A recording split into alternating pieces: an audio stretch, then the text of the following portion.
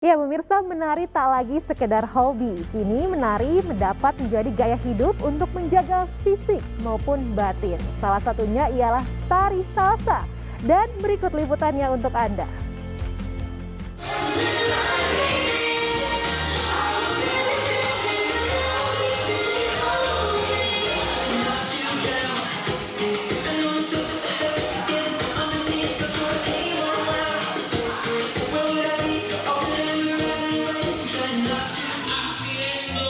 Irama musik Latin selaras dengan gerakan tangan dan kaki.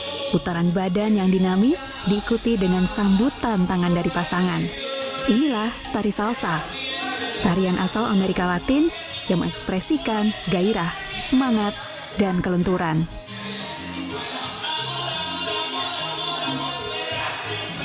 Di Indonesia, tari salsa mulai populer era 90-an. Hingga saat ini ada beberapa kelompok tari salsa di Indonesia, salah satunya Salsa Fusion Jakarta.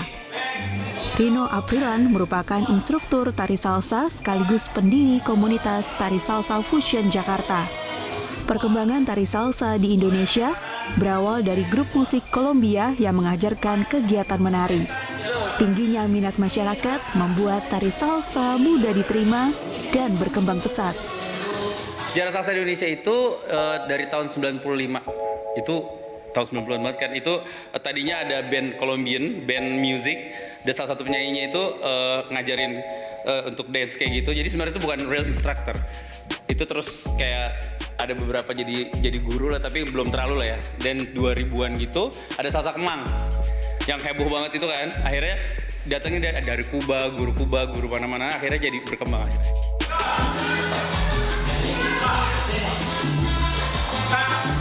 Untuk mewadahi masyarakat yang ingin belajar salsa, pada 2014 Rino mendirikan kelas tari salsa Fusion Jakarta.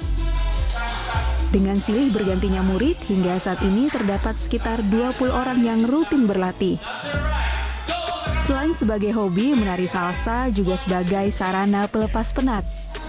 Menurut salah satu murid Salsa Fusion Jakarta, Alena, menari salsa dapat mengubah suasana hati dan meringankan stres.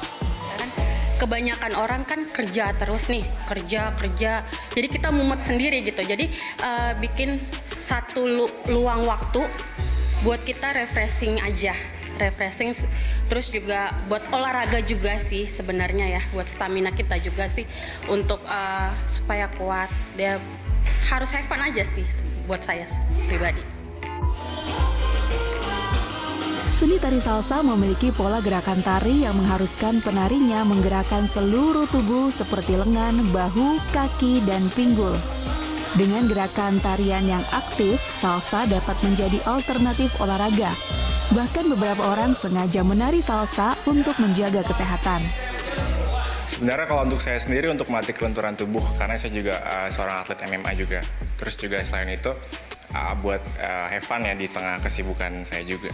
Sebenarnya gerakannya sih ya, kalau saya sih lebih ke gerakannya juga, sama musiknya juga asik gitu sih.